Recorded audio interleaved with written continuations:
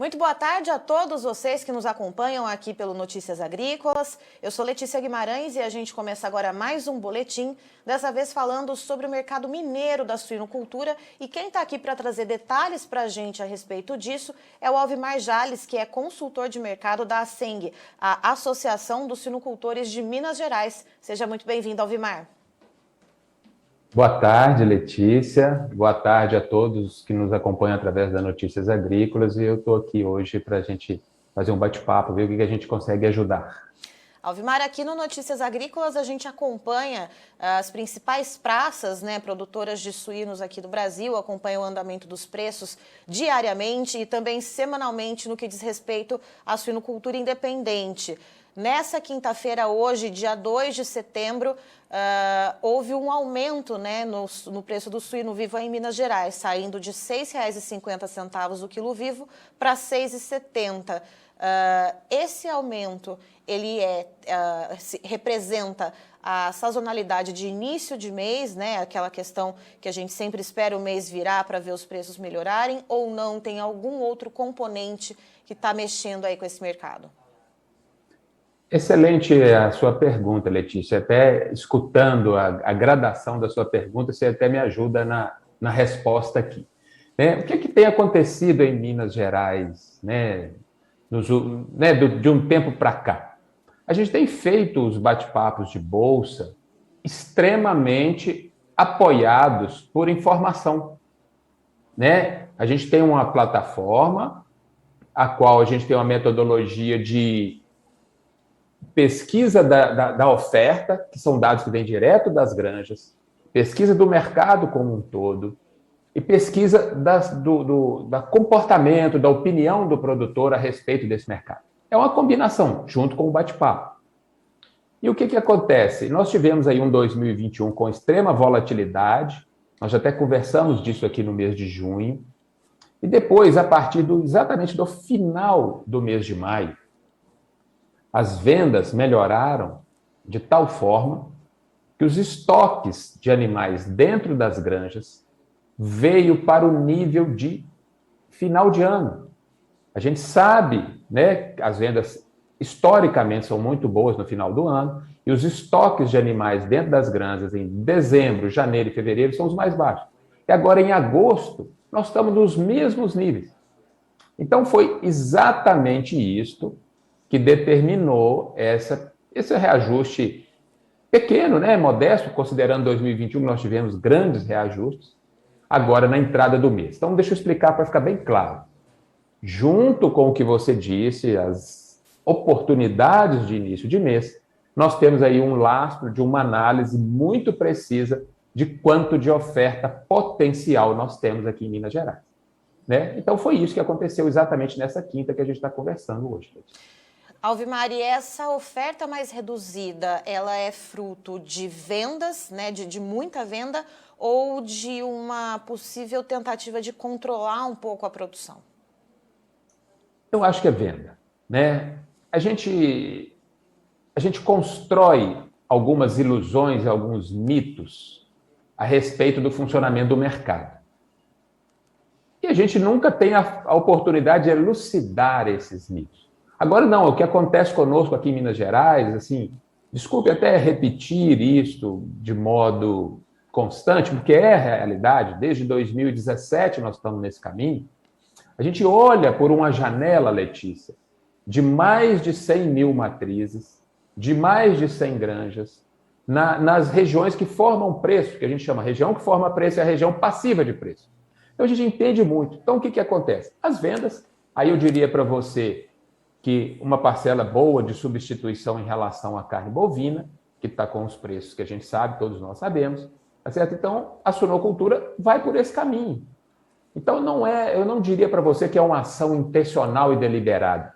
É uma ação natural. Por que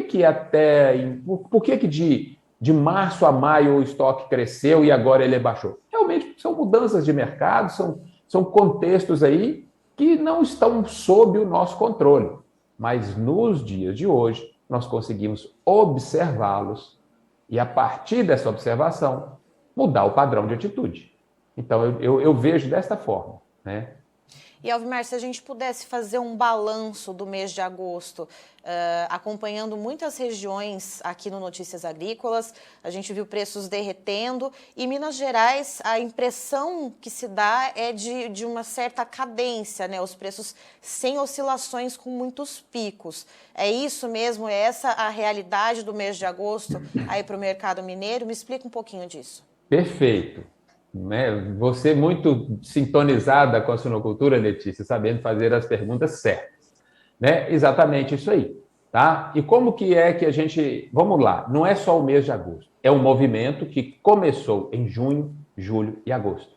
E aí, realmente, vamos dizer, quando você já tem 3 meses nessa trajetória, você tem mais consequência disso. Tá? E a gente... É muito interessante, Letícia, que de fevereiro a maio, nós tínhamos um outro comportamento. E em vários finais de meses, depressões muito grandes na compra, depois daquelas outras compras excessivas, que dava aquela volatilidade que nós tratamos dela aqui, inclusive.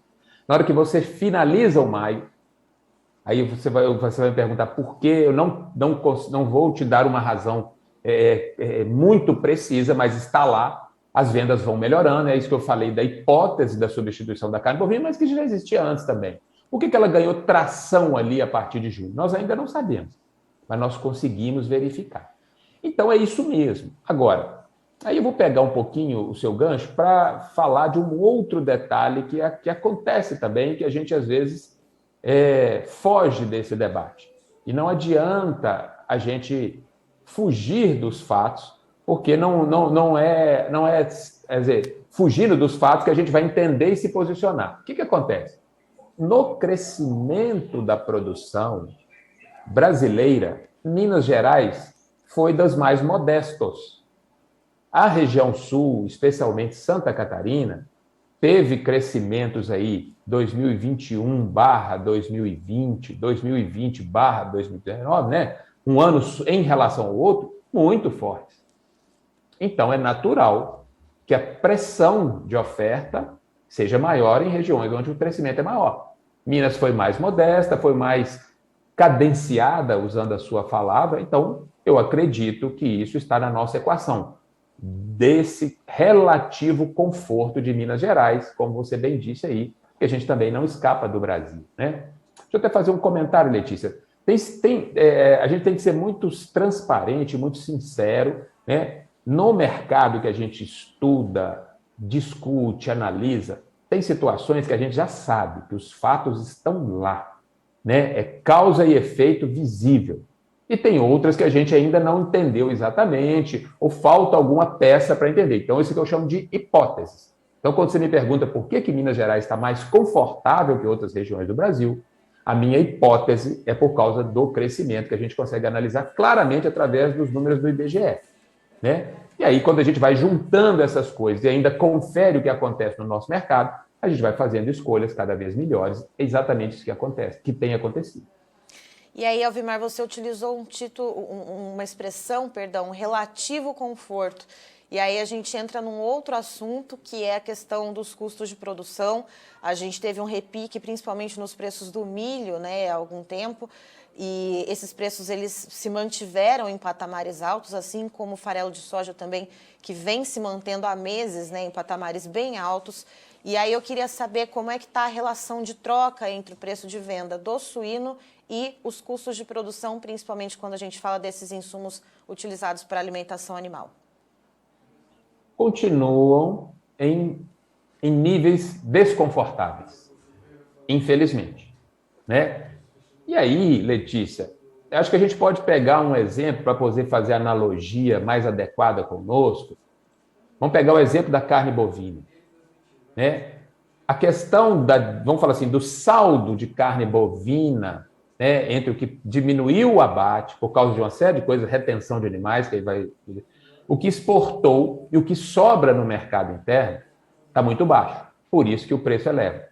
Se a gente olhar para os cereais, que são custo de produção do suíno, das aves, e também de uma parcela de boi que recebe ração, eles continuam em patamares desconfortáveis eles continuam trazendo prejuízo, eles continuam trazendo desconforto ao produtor, né? Mas o que é que aconteceu? Vamos falar o seguinte: o equilíbrio produção, exportação, consumo de suíno é um, de frango é outro, de milho é outro, de boi é outro, de farelo de soja é outro. A gente tem o desejo de que eles fossem alinhados, mas eles não são. Cada um tem o seu mercado específico aí, né? Então, respondendo, você continua em patamar desconfortável, infelizmente. E a gente consegue mensurar essa diferença, Alvimar? Mais ou menos quanto que se gasta para se produzir 1 quilo de suíno, tendo em vista, então, esse preço agora atualizado nessa quinta-feira, dia 2 de setembro, em R$ 6,70 o valor do suíno vivo no mercado independente de Minas Gerais? Letícia, vamos lá, né? Você teria com a relação de troca aqui, fazendo uma conta rápida aqui, de 3,3 quilos de ração comprada por cada quilo de suíno vivo, nessa referência do 6,70 que você diz, né? Então, é realmente dos níveis mais baixos, né, históricos aí, se você colocar um médio e longo prazo, e está na zona de prejuízo, né? Não é uma zona de prejuízo, né? Essa é a realidade, essa é a realidade. E agora que a gente já entrou no mês de setembro, qual que é a expectativa, né? Estamos no comecinho do mês, a gente vê ainda algumas regiões, né, que plantaram milho mais tardio, estão colhendo esse milho agora, então a gente começa a ver esse milho entrando no mercado. O que a gente pode esperar de como vai ficar os custos de produção e de como também vai ficar o preço do suíno? Letícia, olha só, vamos falar um pouquinho do custo de produção. A gente estuda muito mais o suíno, tá certo? Do que a questão dos grãos. Mas a gente também observa aí a questão dos grãos e vamos falar do milho, né? Há um certo consenso no mercado de que antes da safra de verão não haverá refresco, embora ele tenha cedido alguma coisa, né? E há outras hipóteses também que esse refresco só virá com a safrinha do ano que vem, que já deixou de ser safrinha, né? Com a segunda safra do ano que vem. Então, o contexto do milho, junto da questão do fluxo mundial, é realmente de escassez. E ainda você tem um dólar que, segundo especialistas, está mais desvalorizado do que devia. Então, ajuda ainda mais na pressão. Por que o dólar está mais desvalorizado do que devia? De onde vem essa afirmação? Essa afirmação é que, num país exportador de minérios, produtos agrícolas, produtos pecuários como o nosso, quando as exportações vão muito bem, há um movimento de entrada de divisas, né, de dólar por essas exportações, que deveria trazer o dólar, vamos supor, pegar uma hipótese que ele está 5, vamos falar que ele esteja 5,20 hoje, né? Ele deveria estar 4,80, 4,70, alguns até mais otimistas falam em 4,50. Então você teria uma outra realidade de custos de produção para todas as atividades. Não é só para a suinocultura, não. É para gasolina, é para farinha de trigo, para uma série de coisas, né? E aí, como nós estamos vivendo momentos especiais, esse câmbio deslocou para 5,20, 5,15, 5,30. Então, você continua pressionando mais os custos por causa disso aí, né? Então, vamos lá. Se a gente olhar o câmbio, o cenário macroeconômico, se a gente olhar o milho e o farelo, não há grande refresco. Vamos passar para o suíno. Vamos olhar o suíno. A China tem o seu pico de importação de carne suína agora em novembro, dezembro, que eles também têm uma festa de final de ano. Então, em princípio, nós temos um cenário positivo para eles continuarem comprando.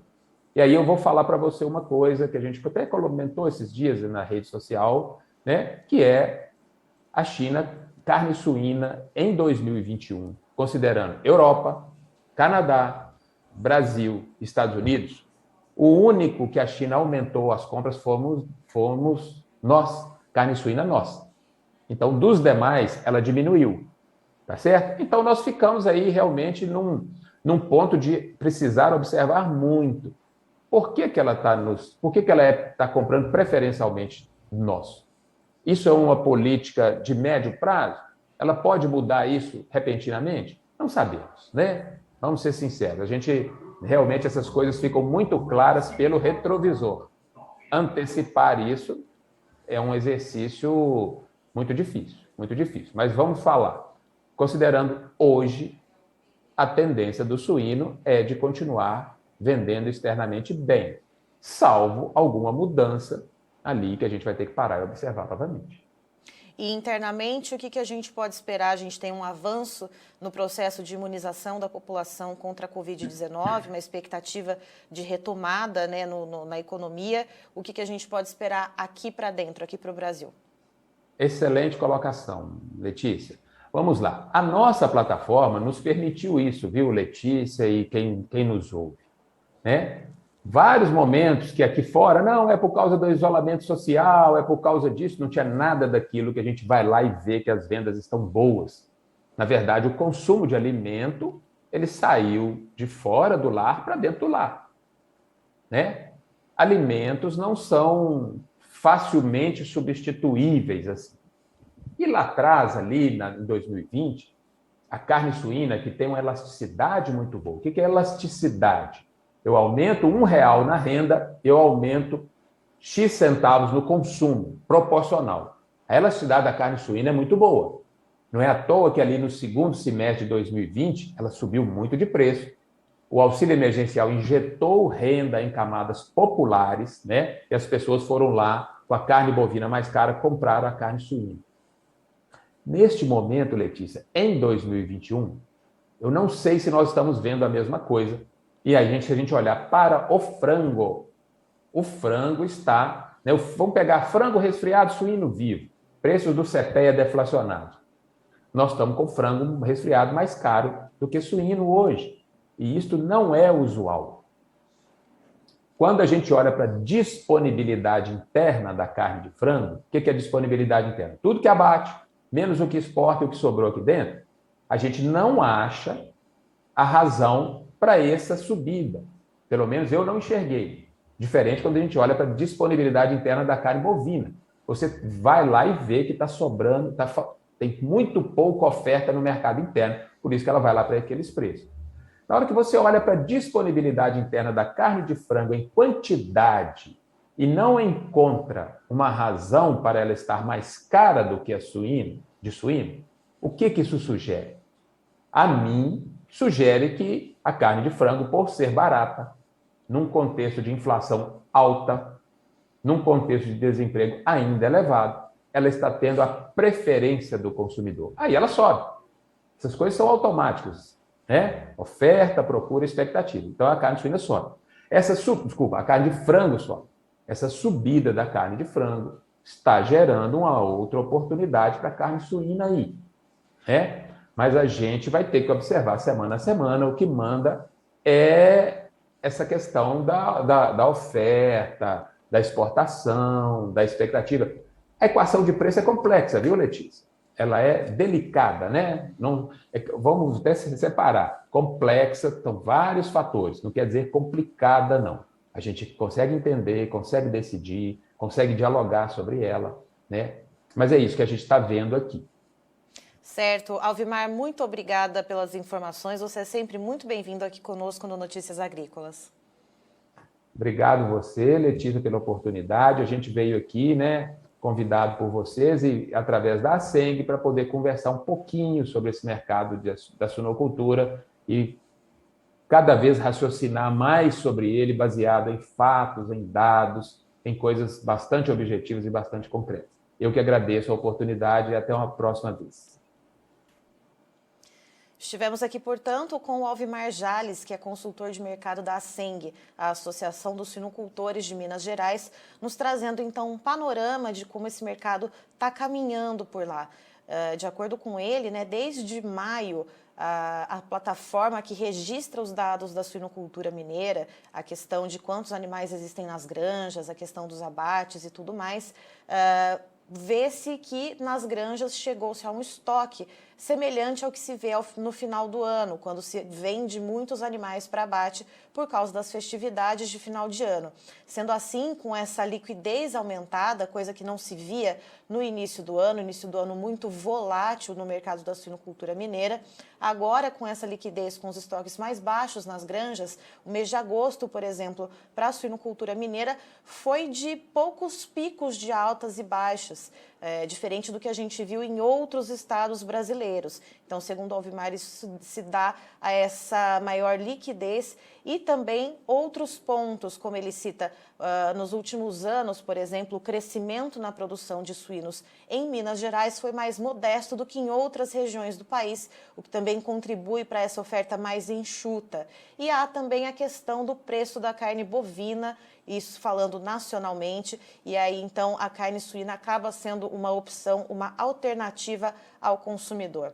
De acordo com ele, os custos de produção não devem dar folga até pelo menos a safra de verão ou a segunda safra de milho do ano que vem. Isso deve seguir em patamares altos e os preços dos suínos aqui no mercado interno, principalmente então falando especificamente de Minas Gerais, devem seguir nessa toada de conseguir caminhar nessa cadência com um pouco mais de estabilidade, um pouco menos acidentada, com menos picos de altas e baixas, porque a gente tem agora no final do ano não só as vendas aqui no mercado interno, que tradicionalmente são mais fortes no final do ano, mas também a gente tem os embarques para a China, que já é uma importadora de muito volume aqui do Brasil, e no final do ano também, tradicionalmente, esse volume aumenta. Então, segundo o Alvimar, isso pode ajudar nos preços da suinocultura.